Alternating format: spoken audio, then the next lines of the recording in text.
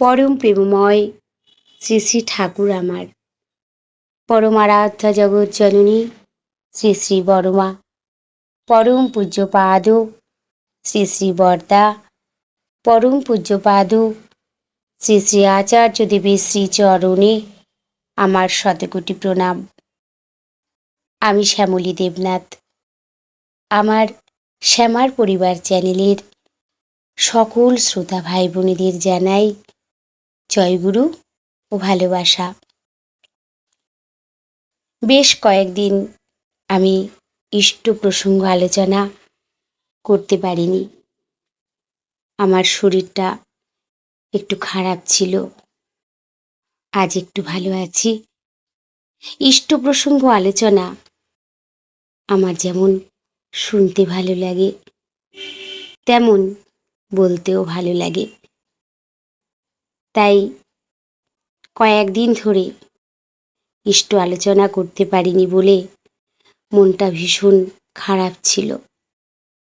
ঠাকুরের কথা যেমন বলতে ভালো লাগে, তেমন শুনতেও ভালো লাগে। তাকে অনুসরণ করে, তাকে ভালোবেসে চেষ্টা করি সকল সময় চলার। সকল সময় তাই তার কথা শুনতে বলতে খুব ভালো লাগে। তাই আজ একটু ভালো আছি। আজ ইষ্ট প্রসঙ্গ আলোচনা একটু করি। পরম প্রেমময় শ্রী শ্রী ঠাকুরের কাছে এক ভক্ত এসেছেন কিছু আনাজপাতি নিয়ে। এরকম অনেকেই যারা আসতো ঠাকুরের জন্য, তারা কিছু না কিছু নিয়ে আসতো ভালোবেসে ঠাকুরকে দেওয়ার জন্য। ঠাকুর কখনো কারোটা খুলে দেখতেন তারা কি এনেছে, আবার কখনো বলতেন বড় মার কাছে দিয়ে আসো। তাই এই ভক্তটিকেও ঠাকুর বললেন বড় মার কাছে দিয়ে আসো।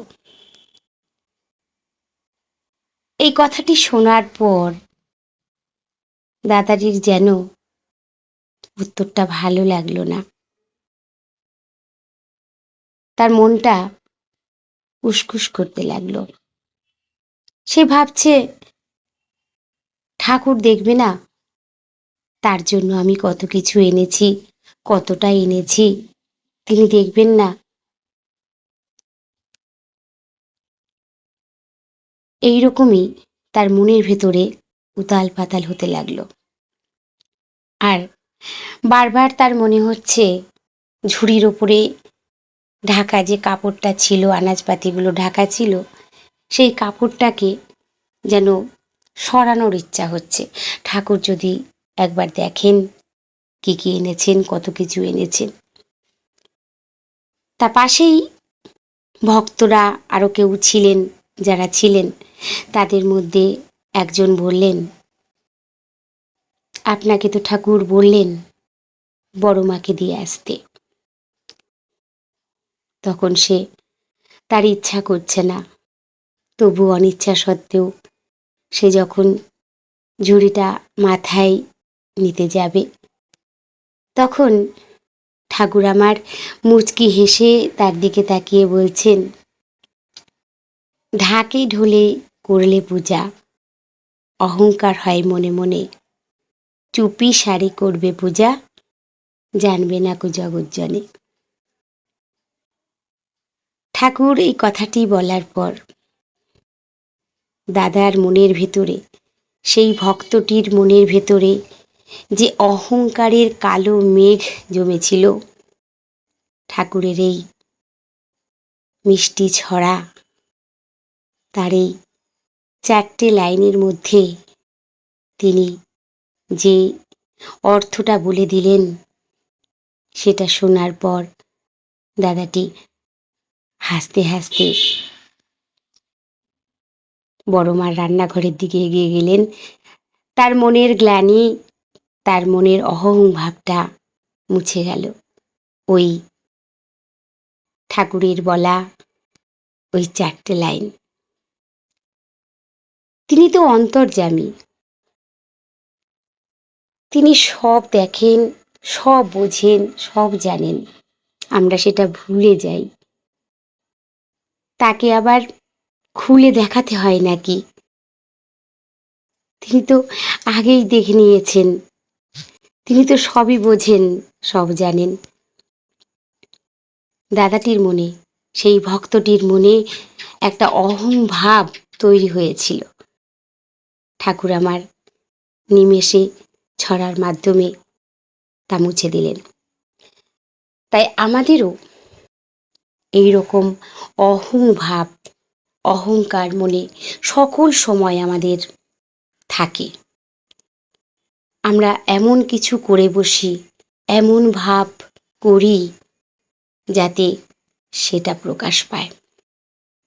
ঠাকুর তার এই মিষ্টি ছড়া 4টে লাইনের মাধ্যমে তিনি শুধু সেই ভক্তটিকে বোঝালেন না, তিনি আমাদের সকলকে বুঝিয়ে দিলেন।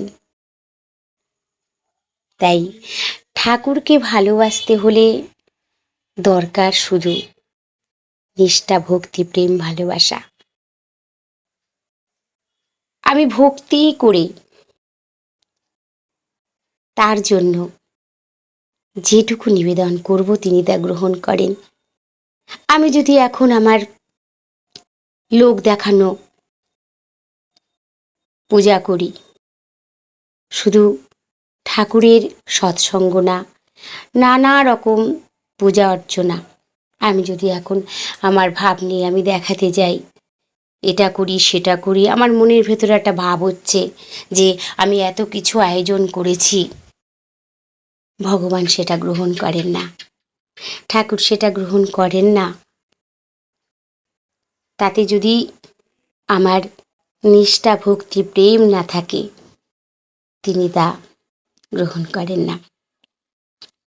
তাই আমরা সকল সময় ঠাকুর যেভাবে বলেছেন আমাদেরকে চলতে, সেইভাবে চললে আমাদের চলার পথ অত সুন্দর হবে।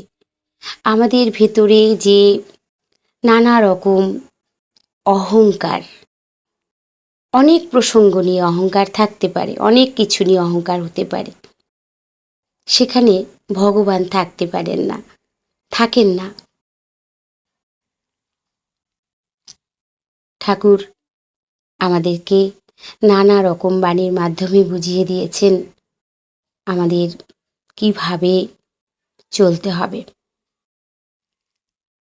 তাই আমাদের একটাই ধ্যান জ্ঞান, ইষ্ট নাম গ্রহণ করে তাকে ভালোবেসে তার কথা মতো চেষ্টা করতে হবে চলার। তিনি যে নির্দেশগুলো আমাদেরকে দিয়েছেন, আমরা সেগুলি কাটায় কাটায় চেষ্টা করব পালন করার। আমরা যখন বুঝতে পারি না, অনেক কিছু আছে যেগুলি আমরা বুঝতে পারি না, আমাদের মনে হয় সেগুলো ঠিক করে জানবার জন্য তিনি আচার্য পরম্পরা রেখে গেছেন। সেখানে গিয়ে পরম পূজ্যপাদ আচার্যদেবের কাছে নিবেদন করে আমরা আমাদের ভুল ভ্রান্তিগুলো সংশোধন করে আসতেই পারি। তাই আমাদের জীবনে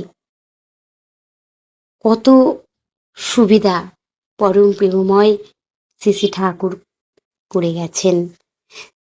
তিনি যেভাবে বলেছেন সেভাবে আমরা সকলেই চলার চেষ্টা করব। সকল সময় নিষ্ঠা, ভক্তি, প্রেম, ভালোবাসা দিয়ে তাকে ভালোবাসবো, হৃদয় দিয়ে তাকে ভালোবাসতে হবে। তাহলেই আমরা ঠাকুরের মতো হয়ে উঠতে পারবো। আমাদের চলা, আমাদেরকে দেখে সকলেই যেন বুঝতে পারে আমরা ঠাকুরের লোক। তাই সকল সময় চেষ্টা করতে হবে, শুধু চেষ্টা করে যেতে হবে, তাকে মন প্রাণ দিয়ে ভালোবাসতে হবে। তাহলে আমরা ভালো থাকবো, আমরা সুস্থ থাকবো। আবারও বলছি, আমার ইষ্ট প্রসঙ্গ আলোচনা ভালো লাগলে অবশ্যই লাইক, কমেন্ট, শেয়ার করবেন। সকলে সুস্থ থাকবেন, ভালো থাকবেন। পরম দয়ালের শ্রী রাতুল রাঙা চরণে আমি সকলের জন্য মঙ্গল প্রার্থনা করি। জয় গুরু, বন্দে পুরুষোত্তমম।